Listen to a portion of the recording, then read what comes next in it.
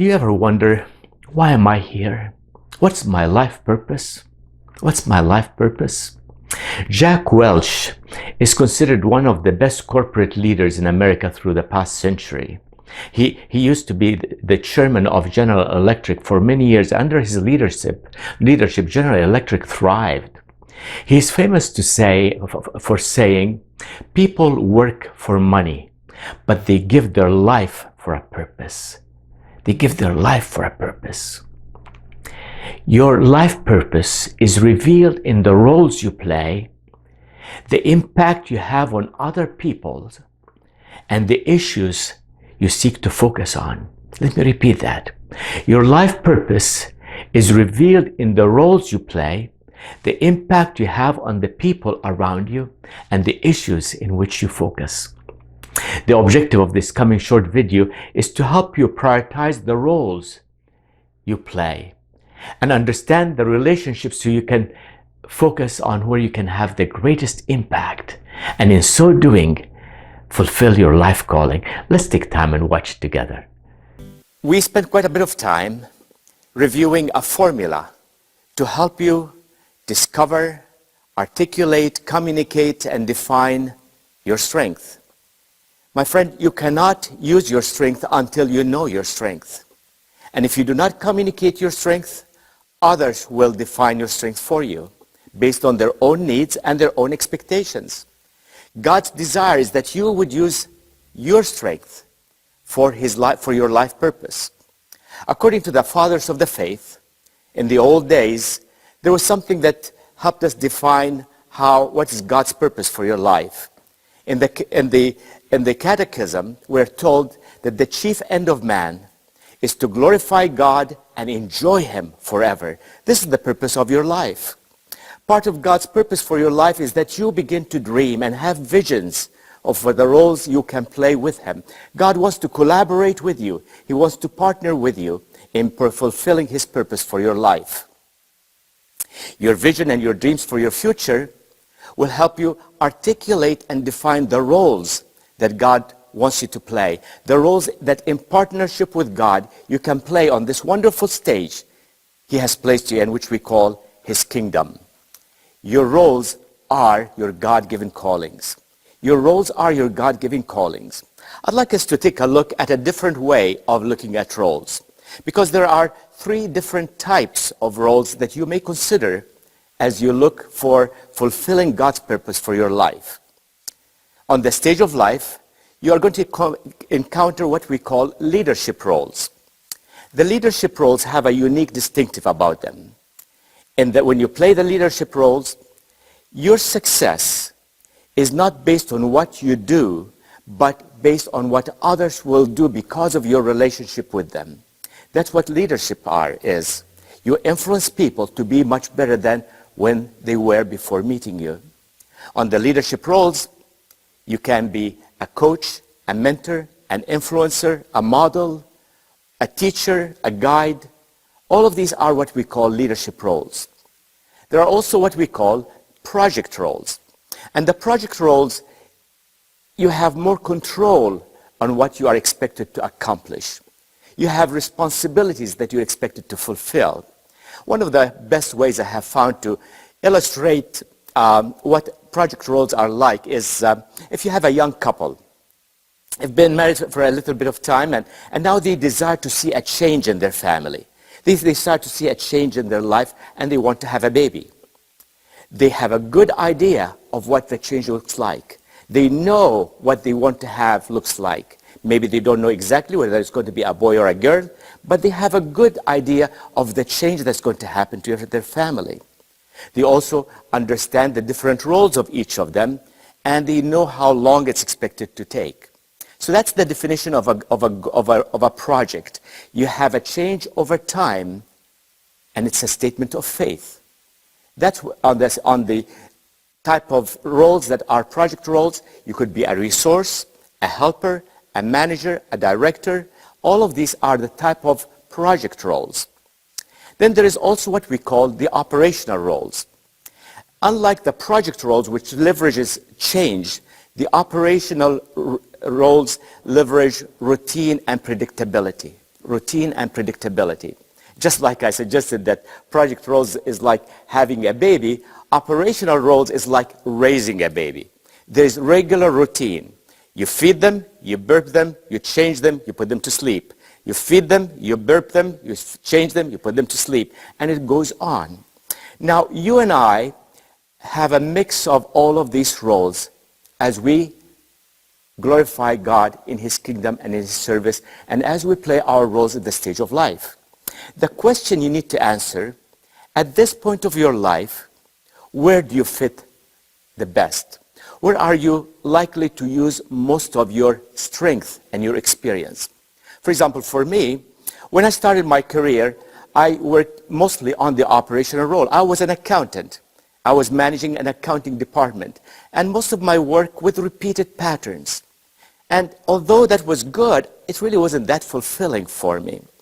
Then at a big portion of my career, I was mostly involved in projects, and I enjoyed that a lot. Today at this stage, I'm involved much more on the leadership stage. But you know what? I crave the project stage, and I want to have more project-type roles in my life. You see, you grow from one role to the other. Your Heavenly Father desires for you to have the change from one area to the other.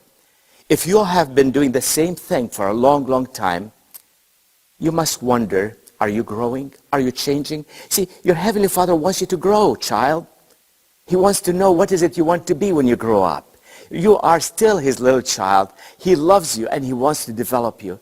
And as you grow, you change your roles. Your roles are never for a lifetime. Roles are never a life sentence. You are expected to change. As you play your roles, you encounter different types of people. Dr. Gordon MacDonald, in his excellent book, Restoring Your Spiritual Passion, talks about the different types of people we meet in our day-to-day life. We meet in our day-to-day work and ministry. I'd like to suggest that there are three that I'd like us to focus on. First, you have the important people.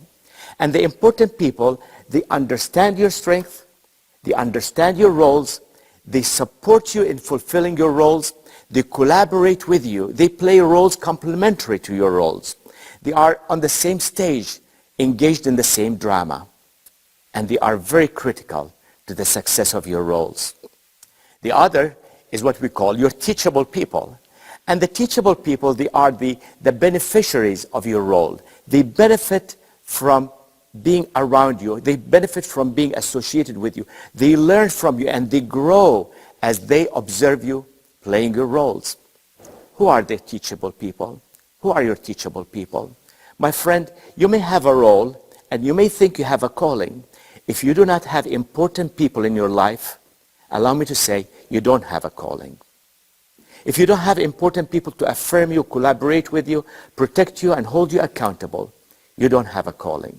And even if you do have important people in your life who understand your roles and your calling, but you don't have teachable people, again I say, you don't have a calling yet. Maybe God is saying, wait.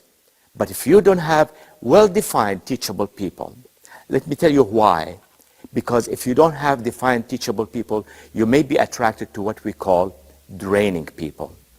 Draining people. That's not a very nice word, is it? Now, the draining people are not necessarily bad people. Sometimes you encounter draining people who have draining behaviors, draining attitudes that sort of are negative and destructive, and these you need to confront. But from my experience, most of the draining people I've had in my life were people that had needs that I could not meet with my present strength. People that had needs that were not among my top strength, maybe my lower strength. I'll give you an illustration here. At this stage in my life, I'm in my 70s, and I have several family members who are struggling with ill health. And they have needs that I am not able to meet. You see, my strength, I'm an achiever. and when I find a need and a problem, I want to fix it. But the needs they have, I cannot fix. So very often I'm tempted to act with my strength as an achiever, and I try to tell them what to do, and I recommend ideas, but that's not what they need. Their need is for empathy and patience. And unfortunately, I don't have empathy or patience. They tend to be way, way down on my strength list. So as a result, trying to respond to their needs, it drains me. It's amazing how many pastors I talk with who are surrounded with people who have counseling need, who are hurting, but these pastors were called to be teachers, preachers, and project leaders. And they burn out trying to respond to needs of people who are draining in their life. So my friend, relationships are the most important part of your life. You need to take inventory of the people in your life. And if you're not investing enough time with your important and teachable people, I can assure you the draining people will take over your life. Once you know the important people and you have a clear idea of your roles, then the next is to look at the issues. Because the issues are the subject of your calling. What are the issues in life that attract your passion, attract your desire to be involved? Open a newspaper, look at a newscast, or surf the internet, and you'll see huge listing of needs and challenges that are waiting for cures and help. The harvest is plentiful and the laborers are few. And I've got news for you. With each of these problem areas, with each of these issues and challenges that you see, your Heavenly Father is intimately involved.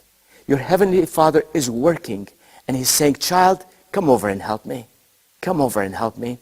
So which of these issues capture your imagination? Which makes you say, I wish I could. I wish I could. You see, you're going to find that your issues relate very much to possibly your skills and your knowledge and your experience. Okay. Now, in your notes, we also listed a number of issues. These issues prevail and available, happen and take place in your community, in your home, in your family, in the church, or even the world at large, my friends. Could you please mark the one issue that ignites your passion, that makes you say, I wish I could, I wish I could. Mark that one issue. And with your partner, I'd like to discuss why did you choose this issue? And how does it relate to the strength that God has given you? Why did you choose this one issue? And how does it relate to your strength? Have a good discussion.